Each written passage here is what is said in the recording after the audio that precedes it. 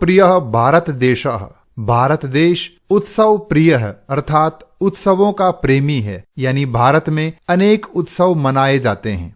अत्र कुत्रचित शस्योत्सवः भवति।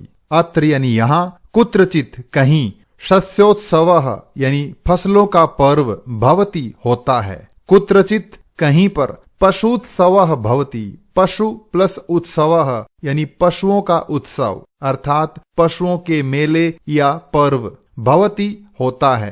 कुत्रचित कहीं पर धार्मिकोत्सवः धार्मिक उत्सव भवति होता है। कुत्रचित च यानी और, कुत्रचित कहीं पर यानोत्सवः भवति। यानोत्सवः अर्थात गाड़ियों का उत्सव, और कहीं पर गाड़ियों का उत्सव होता है।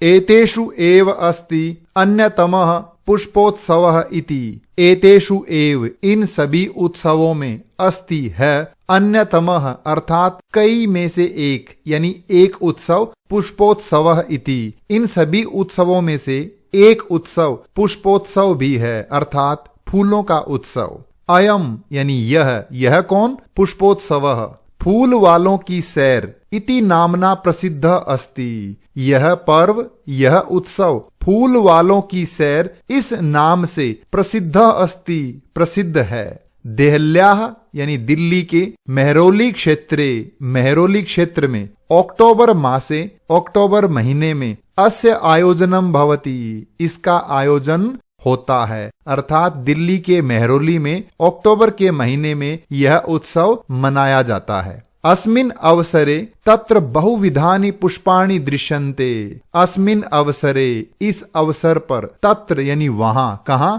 मेहरौली में, बहुविधानि पुष्पाणि अनेक प्रकार के फूल दृश्यन्ते दिखाई देते हैं। परंतु प्रमुखम आकर्षणम तु प्रमुख आकर्षण तो अस्ति है पुष्प निर्मितानि व्यजनानि। पुष्प निर्मितानि यानी फूलों से बने हुए, व्यजनानि पंखे।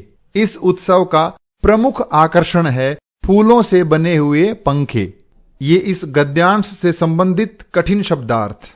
जनाः एतानि पुष्प व्यजनानि योग माया मंदिरे बख्तियार काकी इत्यस्य समाधि स्थले च अर्पयन्ति। जनाः लोग, एतानि इन पुष्प व्यजनानि फूलों के पंखों को, योग माया मंदिरे योग माया के मंदिर में, बख्तियार काकी इत्यस्य और बख्तियार काकी के समाधि स्थले च समाधि स्थल पर अर्पयन्ति अर्पित करते हैं, चढ़ाते हैं। लोग इन फूलों से बने हुए पंखों को योग माया के मंदिर में और बख्तियार काकी के समाधि स्थल पर अर्पित करते हैं।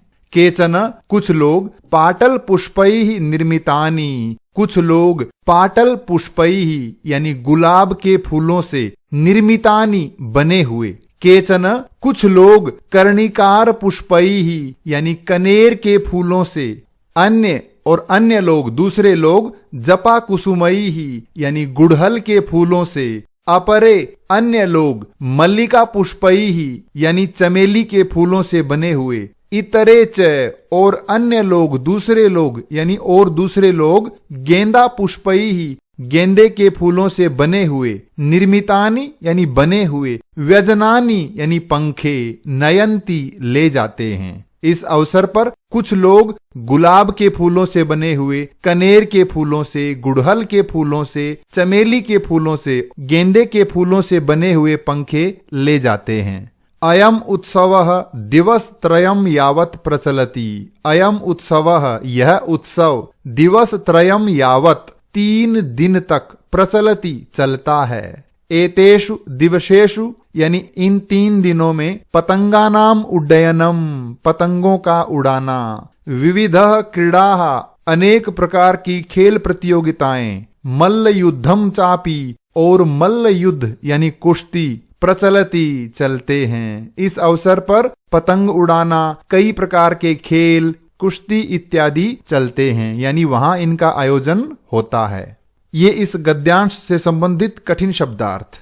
विगतेभ्यः 200 वर्षेभ्यः पुष्पोत्सवः जनान् आनंदयति। विगतेभ्यः यानी विगत बीते, 200 वर्षेभ्यः 200 वर्षों से, पुष्पोत्सव यानी यह पुष्पोत्सव अर्थात फूलों का उत्सव जनान लोगों को आनंदयति आनंदित कर रहा है। मध्य इयम परंपरा स्थगिता आसीत, मध्य बीच में इयम परंपरा यह उत्सव स्थगिता आसीत स्थगित थी यानी यह उत्सव बंद कर दिया गया था। परंतु स्वतंत्रता प्राप्ते पश्चात इयम मनोहारिणी परंपरा पुनः समारब्धा। परम यानी परंतु, स्वतंत्रता प्राप्ते पश्चात यानी स्वतंत्रता प्राप्ति के बाद यानी आजादी के बाद, इयम मनोहारिणी परंपरा यह मनोहारिणी परंपरा यानी यह सुंदर उत्सव पुनः समारब्धा पुनः आरंभ हुआ। पुष्पोत्सवः अद्यापि सोल्लासम सोत्साहम च प्रचलति। पुष्पोत्सवः यानी यह पुष्पोत्सव अद्यापि आज भी सोल्लासम उल्लास सहित यानी खुशी से, सोत्साहम उत्साह पूर्वक, च यानी और, प्रचलति प्रचलित है यानी चल रहा है या इसका आयोजन होता है। ये इस गद्यांश से संबंधित कठिन शब्दार्थ। अब हम चर्चा करेंगे अभ्यास कार्य पर। पहला प्रश्न है वचनानुसारम रिक्त स्थानानि पूरयत। वचनों के अनुसार रिक्त स्थानों की पूर्ति कीजिए। उदाहरण दिया है मंदिरे मंदिरयोः मंदिरेषु, एक मंदिर में, दो मंदिरों में, अनेक मंदिरों में। इसी तरह से अवसरे यानी अवसर पर, अवसरयोः दो अवसरों पर, अवसरेषु अनेक अवसरों पर। स्थले स्थल पर यानी एक स्थान पर, स्थलयोः दो स्थानों पर, स्थलेषु अनेक स्थानों पर। दिवसे दिवस पर, दिवसयोः दो दिवसों पर, दिवसेषु अनेक दिवसों पर। क्षेत्रे क्षेत्र में, क्षेत्रयोः दो क्षेत्रों में, क्षेत्रेषु अनेक क्षेत्रों में। व्यजने पंखे पर, व्यजनयोः दो पंखों पर, व्यजनेषु अनेक पंखों पर। पुष्पे फूल पर, पुष्पयोः दो फूलों पर, पुष्पेषु अनेक फूलों पर। दूसरा प्रश्न है कोष्ठकेषु प्रदत्त शब्देषु समुचितम पदम चित्वा रिक्त स्थानानि पूरयत। इन कोष्ठक में दिए हुए शब्दों में से सही शब्द चुनकर रिक्त स्थान भरिए। बहवः उत्सवाः भवन्ति, अनेक उत्सव होते हैं। भारते भारत में अनेक उत्सव होते हैं। सरोवरे मीनाः वसन्ति, सरोवरे यानी तालाब में, मीनाः यानी मछलियां, वसन्ति रहती हैं। जनाः मंदिरे पुष्पाणि अर्पयन्ति, लोग मंदिर में फूल अर्पित करते हैं। खगाः नीडेषु निवसन्ति, पक्षी घोंसलों में रहते हैं। छात्राः प्रयोगशालायां प्रयोगम कुर्वन्ति, छात्र प्रयोगशाला में, लैब में प्रयोग करते हैं। उद्याने पुष्पाणि विकसन्ति, उद्यान में यानी बगीचे में फूल खिल रहे हैं। अगला प्रश्न है अधोलिखितानि पदानि आधृत्य सार्थकानि वाक्यानि रचयत। नीचे दिए हुए इन शब्दों के आधार पर सार्थक वाक्यों का निर्माण कीजिए।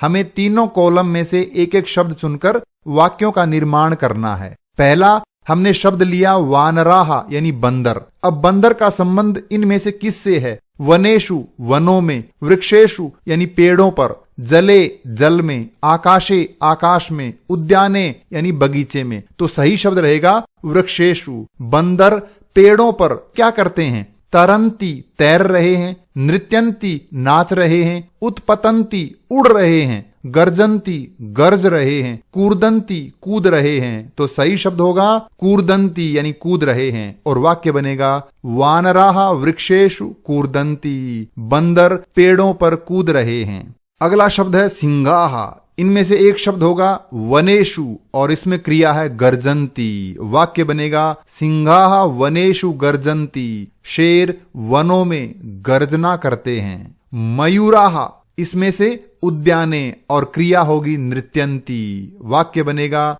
मयूराः उद्याने नृत्यंती, मोर बगीचे में नाच रहे हैं। अगला शब्द है मत्स्याः यानी मछलियां और जले तरंती। वाक्य बनेगा मत्स्याः जले तरंती यानी मछलियां जल में तैर रही हैं। अगला शब्द है खगाः। इसमें से एक शब्द है आकाशे और क्रिया है उत्पतंती और वाक्य बनेगा खगाः आकाशे उत्पतंती, पक्षी आकाश में उड़ रहे हैं।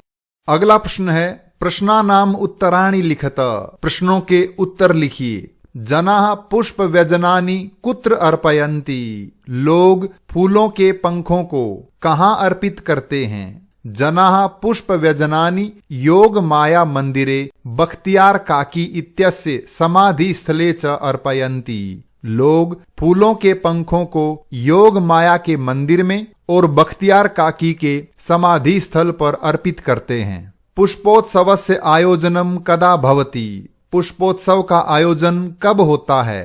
पुष्पोत्सवस्य आयोजनम अक्टूबर मासे भवति, पुष्पोत्सव का आयोजन अक्टूबर महीने में होता है। अस्माकं भारत देशः कीदृशः अस्ति, हमारा भारत देश कैसा है। अस्माकं भारत देशः उत्सव प्रियः अस्ति, हमारा भारत देश उत्सव प्रिय है।